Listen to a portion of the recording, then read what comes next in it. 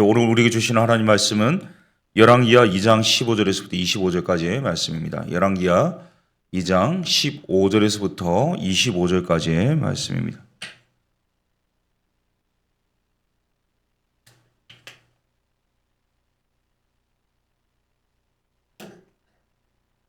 열왕기하 2장 15절에서부터 25절까지의 말씀입니다. 15절부터 교독하겠습니다. 맞은편 여리고에 있는 선지자의 제자들이 그를 보며 말하기를 엘리야의 성령이 하시는 역사가 엘리사 위에 머물렀다 하고 가서 그에게로 나아가 땅에 엎드려 그에게 경배하고 그에게 이르되 당신의 종들에게 용감한 사람 50명이 있으니 청하건대 그들이 가서 당신의 주인을 찾게 하소서. 염려하건대 여호와의 성령이 그를 들고 가다가 어느 산이나 어느 골짜기에 던지셨을까 하나이다 하니라. 엘리사가 이르되 보내지 말라 하나 우리가 그로 부끄러워하도록 강청함에 보내려 한지라. 그들이 50명을 보냈더니 사흘 동안을 찾되 발견하지 못하고 엘리사가 여리고에 머무는 중에 우리가 그에게 돌아오니 엘리사가 그들에게 이르되 내가 가지 말라고 너희에게 이르지 아니하였느냐 하였더라. 그 성읍 사람들이 엘리사에게 말하되 우리 주인께서 보시는 바와 같이 이 성읍의 위치는 좋으나 물이 나쁨으로 토산이 익지 못하고 떨어지나이다. 엘리사가 이르되 새 그릇에 소금을 담아 내게로 가져오라 하매 곧 가져온지라. 엘리사가 물군으로 나아가서 소금을 그 가운데 던지며 이르되 여호와의 말씀이 내가 이 물을 고쳤으니 이로부터 다시는 죽음이나 열매 맺지 못함이 없을지니라 하셨느니라 하니 그들이 고쳐져서 오늘에 이르렀더라.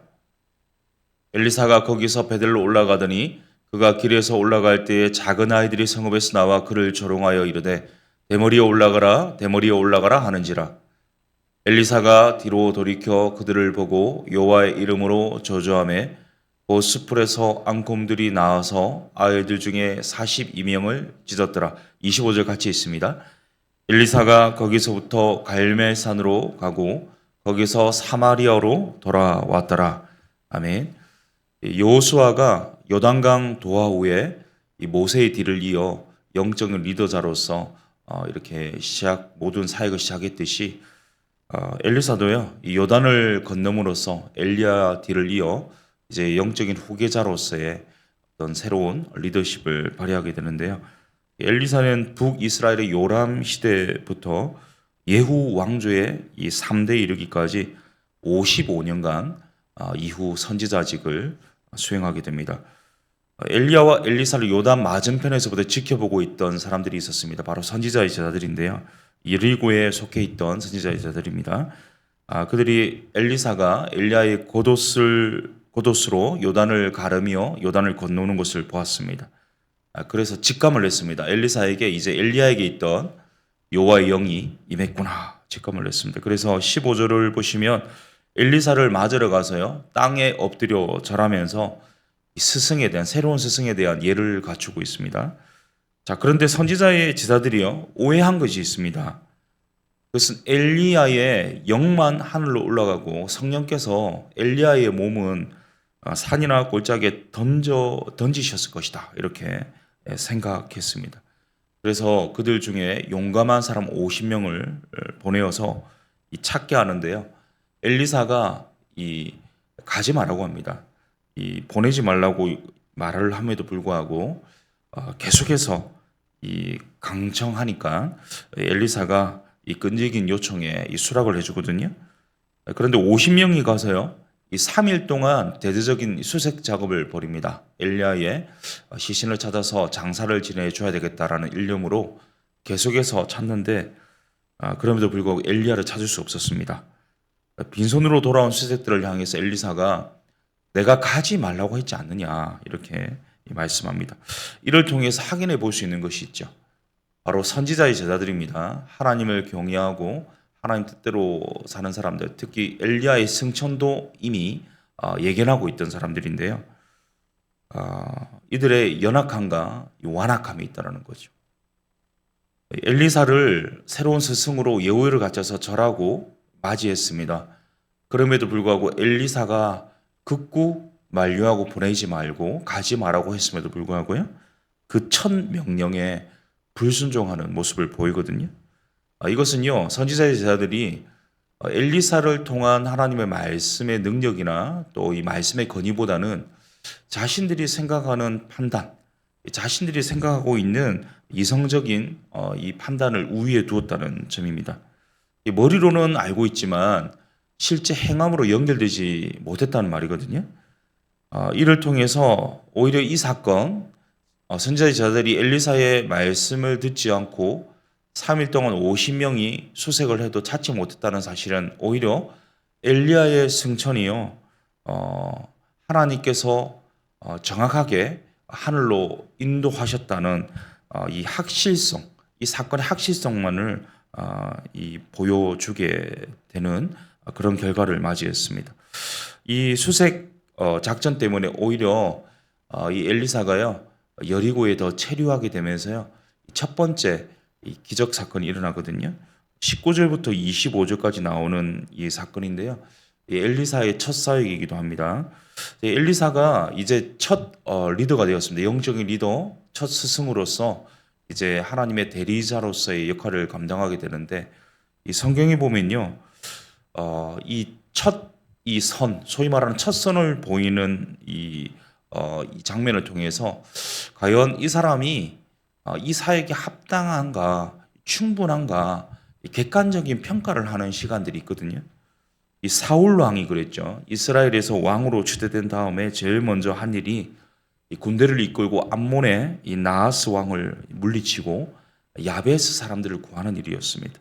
이를 통해서 이 사울 왕이 이스라엘의 왕이 될 만한 충분한 제목감이구나라는 것이 객관적으로 평가되었거든요. 이 다윗도 마찬가지입니다. 이 통일왕국의 왕이 된 이후 첫 번째 업적이 뭐냐면 그동안 하나님께서 이미 여호수아를 통해서 주신 곳이지만 400년 동안 정복하지 못했던 땅이 있죠. 바로 여부스 사람들의 땅 예루살렘 성이었습니다. 그 이스라엘의 수군 이 사업을요 완수합니다. 예루살렘을 정복하게 되거든요. 이를 통해서 다윗 또한 왕으로서 충분한 제목이 있구나 사실을 객관적으로 평가받게 되었는데요. 이 엘리사도 이런 객관적인 평가의 시간을 두 가지 사건을 통해서 받게 됩니다. 첫 번째 사건은요, 생명을 주는 사건이었고, 두 번째 사건은 생명을 뺏는 일이었거든요. 첫 번째 사건이 일어난 여리고는 해발 250m에 위치한 이 종려나무 성읍입니다. 이 오아시스죠. 그러니까 굉장히 사람들이 봤을 때 보기에 좋고 위치도 좋고 살기에 좋습니다. 그러나 위치는 좋았으나 이 성경에도 말하고 있지만 19절입니다. 19절 한번 같이 읽겠습니다. 시작. 그 성읍 사람들이 엘리사에게 말하되 우리 주인께서 보시는 바와 같이 이 성읍의 위치는 좋으나 물이 나쁨으로 토산이 익지 못하고 떨어지나이다. 그러니까 위치는 굉장히 좋습니다. 보기도 좋고요. 이 오아시스니까 얼마나 좋습니까? 물도 있습니다. 그런데 문제는 이 수질이 좋지 않았다는 사실입니다.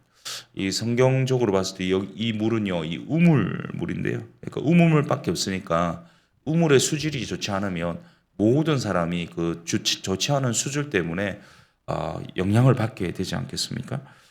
아마도 여호수아의 저주를 이 아방 때 히엘이라는 사람이 베델 사람 히엘이 두 아들을 잃어가면서 이 재건한 여리고성을 재건한 사건과 무관하지 않은 것으로 보는데요. 이 수질이 굉장히 나빴습니다. 이 토산이 익지 못하고 떨어진다. 이 구절은요. 21절에서는 열매 맺지 못한다라는 말로서 번역되는데 이 세번역 성경에는 유산한다. 현대어 성경에는 사람과 짐승이 유산한다. 공동 번역 성경에는 자식을 낳을 수 없다 등으로 번역되고 있습니다. 그러니까 이 물이 결코 이 먹어서는 안 될 유해 물질을 함유하고 있다라는 것을 보여주는데요. 이 여리고 성읍 사람들이 이 엘리사를 맞는데요. 나의 주인이라는 표현을 합니다. 우리 주인이라는 표현을 하고요.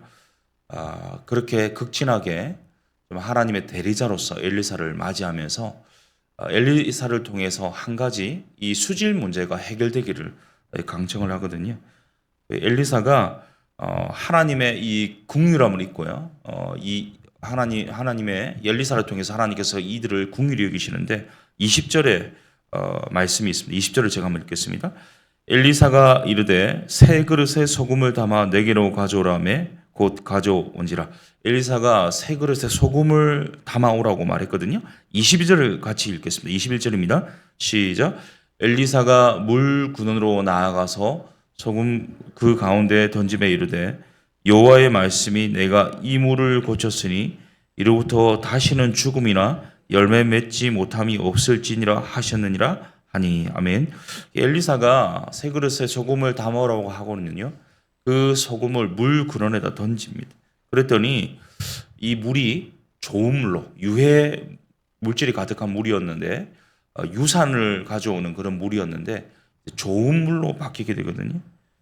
이 소금은요, 이 과거와 단절이라는 그런 상징을 띠고 있습니다.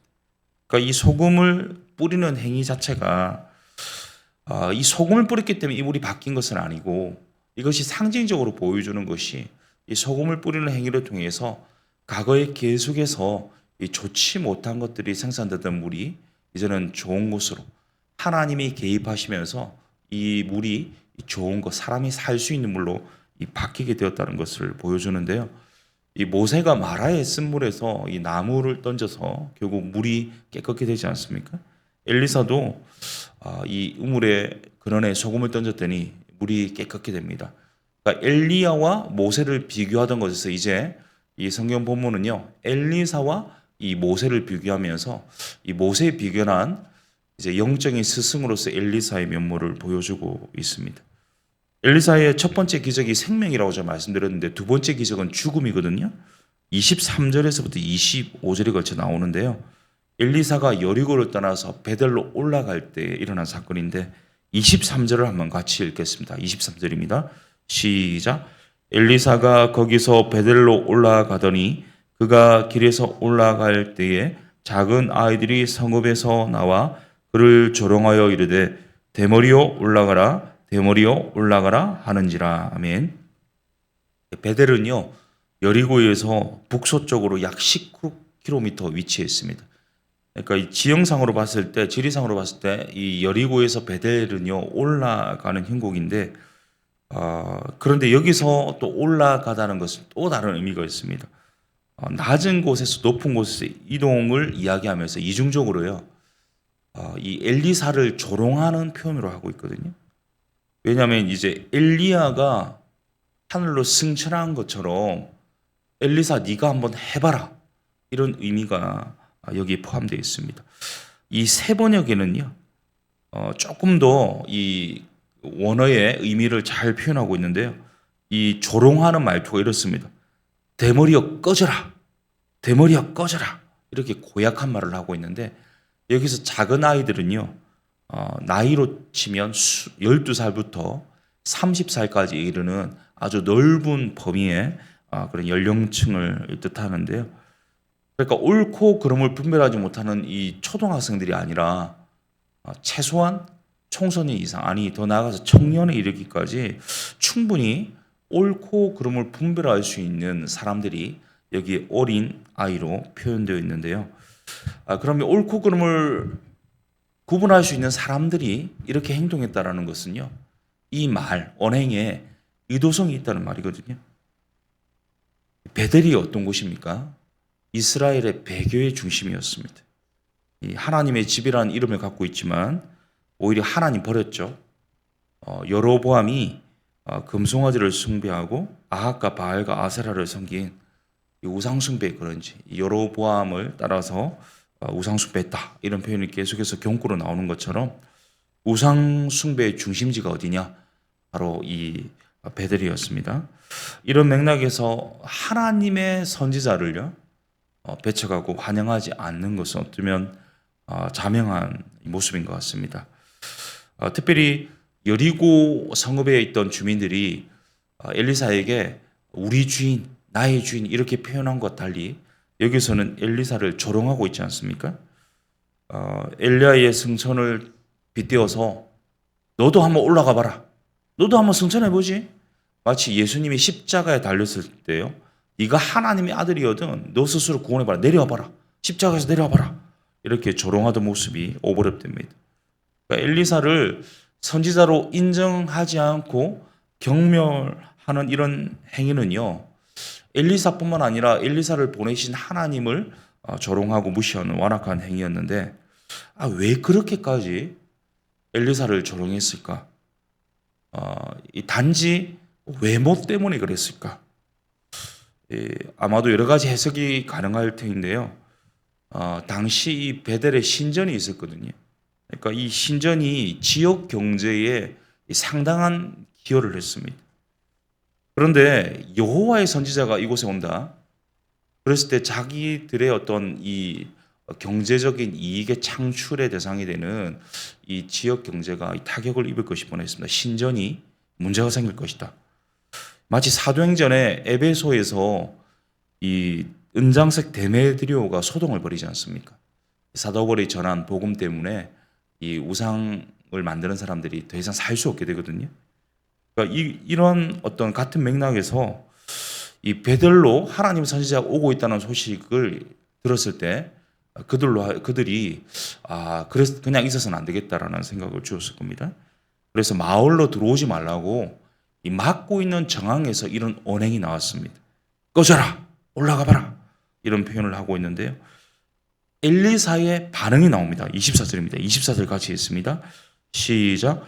엘리사가 뒤로 돌이켜 그들을 보고 여호와의 이름으로 저주하매 그 숯불에서 앙곰들이 나와서 아이들 중에 42명을 찢었더라.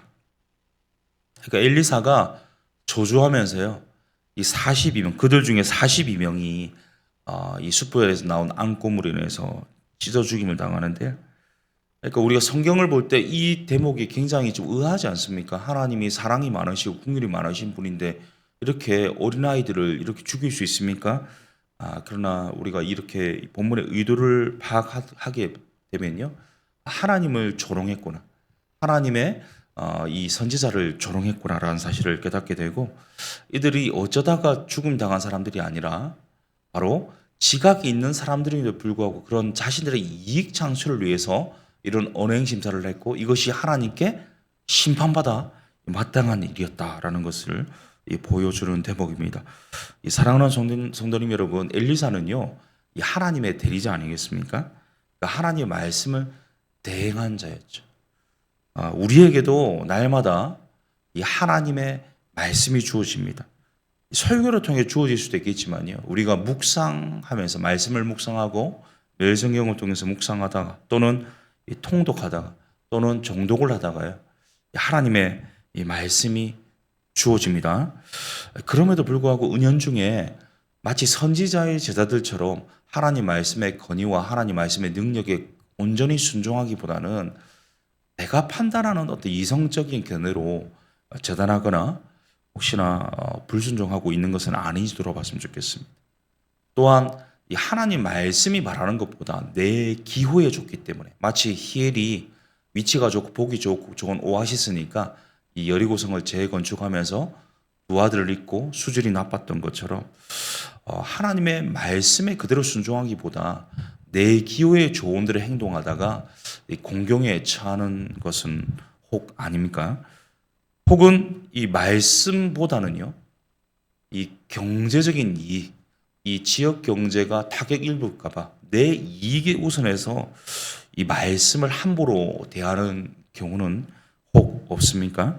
이 모든 결과, 오늘 본문이 보여주는 것처럼 아름답지 못했습니다. 오히려 고통스럽고 아픈 결과가 왔죠. 오늘 하나님 동일하게 우리 각자에게 묵상하다가 또는 말씀 읽다가 하나님 말씀 주십니다. 그 말씀 주실 때 내 이성으로 판단하거나 또는 내 이익을 추구하거나 내 보기에 좋은 대로 말씀을 이 지사 선택하는 것이 아니라 하나님 말씀이 선포될 때, 하나님 말씀이 나에게 주어질 때 그 말씀에 온전히 순종함으로 말미암아 생명을 경험하고 누리는 기적 같은 삶을 살아가실 수 있기를 예수님의 이름으로 축복합니다. 함께 말씀 기억하면서 기도했으면 좋겠는데요. 시편 119편에 이런 말씀이 있습니다. 주를 경외하게 하는 주의 말씀을 주의 종에게 세우소서. 하나님 말씀 주셔서 진심으로 또 전심으로 하나님 경외하는 하루하루 되게 하여 주옵소서. 이런 고백인데요. 혹시나 하나님 말씀보다 내 이성적인 판단을 앞세우는 것은 아닌지, 하나님 말씀보다 내 마음에 좋은 기호에 따라서 불순종하고 있는 것은 아닌지, 하나님 말씀보다 내 이익을 우선해서 그릇 행하고 있는 것은 아닌지, 온전히 하나님 말씀 존중하게 존중히 여기게 하시고 그 말씀에 온전히 순종하게 하여 주셔서 하나님 온전히 경외하게 하시고, 그래서 하나님 영광 받으실 뿐만 아니라 기적 같은 하나님의 은혜의 역사가 오늘도 우리 남은 생에도 계속될 수 있도록 인도하여 주옵소서. 우리 말씀 기억하면서 한번 우리 삶을 반추하며 결단함으로 한번 기도하겠습니다. 살아계신 하나님 아버지, 엘리사가 이제 영적인 리더로서 새로운 사역을 준행함에 있어서 여러 이 반응들이 나오는데요. 하나님 말씀이 선포됨에도 불구하고 하나님 내 생각과 또 내 이성적인 판단이 앞서서 하나님 말씀을 곡해하거나 또 내 나름대로 이 말씀을 오해해서 아전인수격으로 받아들인 것이 아닌지 돌아보게 됩니다. 혹은 이 말씀보다는 내가 보기에 좋고 내가 정말 기뻐하는 또 내가 좋아하는 이 의도대로 이 말씀을 재단하고 있는 것은 아닌지 돌아보게 됩니다. 또한 하나님 말씀이 이 선포됨에도 불구하고 하나님 그 말씀에 온전히 준영하기보다는 내 이익을 쫓아 살아가고 있는 것은 아닌지 돌아보게 됩니다. 하나님 말씀하신다면 그 말씀이 어떤 말씀이든 간에 이 순종하는 넉넉한 마음을 주시고 정말 하나님 말씀 앞에 엎드리고 조아리고 하나님을 경외하는 그런 온전한 마음 주셔서 정말 하나님께 영광 돌릴 뿐만 아니라 하나님이 간섭하셔서 정말 기적과 같은 은혜를 날마다 체험하는 그런 말씀의 순종의 열매가 날마다 맺힐 수 있도록 주님께서 사용하시고 일하시고 함께하여 주옵소서. 우리 교회를 위해서 기도하겠습니다. 우리 세워주신 리더들 담임 목사님 비롯해서 운영위원들 순단 주님자 부교자를 위해서 기도해 주시면 좋겠고, 우리 다음 세대 예배를 위해서 기도해 주십시오. 또 수험생들 이제 수시를 앞두고 있습니다. 이 모든 준비하는 과정 가운데 어려움 없도록 주님 도와주십시오. 오늘도 하나님의 도움 아니고는 살아갈 수 없는 성도님들 계십니다. 병마와 싸우고 계신 분들, 경제적인 어려움 때문에 힘들어하는 분들, 또한 지금 여러 가지 관계적인 문제, 영적인 문제 때문에 힘들어하는 분들, 또는 새로운 또 비전을 찾고 계신 분들, 하나님께서 선하게 인도하시고 오늘도 은혜 베푸시고 갈 길을 밝히 보여주시고 필요한 것들 공급하여 주시도록 기도했으면 좋겠고요. 우리 하반기 사역을 위해서 기도할 때에 이 제자훈련이 속속 개강되고 있는데 우리 이제 목요 제자훈련 또 개강합니다. 이 모든 제자훈련 과정 가운데 인도하는 목사님과 또 배동희 목사님뿐만 아니라 모든 훈련생들이 예수의 제자로 잘 준비되는 시간 될 수 있도록 역사하여 주시도록 기도했으면 좋겠고요. 우리 새가족 양육을 위해서 기도했으면 좋겠고, 풍삼초상기 입금이 따름이 잘 세워져서 매칭이 되어서 또 복음의 생명력이 선포되는 시간들이 될 수 있도록, 우리 추석 과일 나눔 행사가 내일 진행되거든요. 주변의 독거노인들에게 주의 사랑을 전하는 시간입니다. 또 특별 새벽 기도회가 이제 곧 진행됩니다. 하나님께서 풍성한 이 말씀의 잔치를 우리 가운데 허락하여 주시고, 또한 하나님 말씀으로 든든히 세워지는 우리 교회가 되게 하여 주옵소서. 우리 이 시간 교회를 위하여서 합심으로 기도하신 후에 우리 개인 기도하시고 돌아가겠습니다. 기도하겠습니다. 살아계신 하나님 아버지, 우리를 또 세우셔서 더 사랑 교회로 불러주셨습니다. 하나님 부르심 앞에 순복함으로 순종함으로 좀 하나님 영광이 위에 달려가기를 원합니다. 주님께서 기뻐하실 만한 온전한 순종할 수 있도록 도와주옵시고, 특별히 하나님 우리에게 또 허락하신 또 많은 사역들이 있습니다. 이 하반기 사역들 주님이 뜻하시는 바대로, 주님 기뻐하시는 대로 주님께서 정말 의도하신 방향대로 잘 인도함을 받기를 간절히 소원합니다. 많은 생명이 구원함을 입고 또 하나님 생명권의 역사가 일어나는 그런 역사가 있도록 주님께서 함께 하시고 간섭하여 주시고, 특별히 하나님 아버지 오늘도 주님 아니고서는 살아갈 수 없는 분들이 계십니다. 하나님 부르짖고 주님 앞에 나올 때 그 기도 응답하시고 신실하게 역사하시고 갈 길을 밝히 보여주시고 오늘 살아갈 힘을 주시고 하나님 능력과 권능으로 역사하여 주셔서 이 주님 안에 소망을 발견하고 주님 안에서 또 모든 거 감당하며 주님이 공급하시는 힘으로 살아갈 수 있도록 도와주옵소서. 이 아침에 드리는 간구와 부르짖음과 탄식과 작은 신음에도 예면하지 마시고 신실하게 응답하여 주옵소서.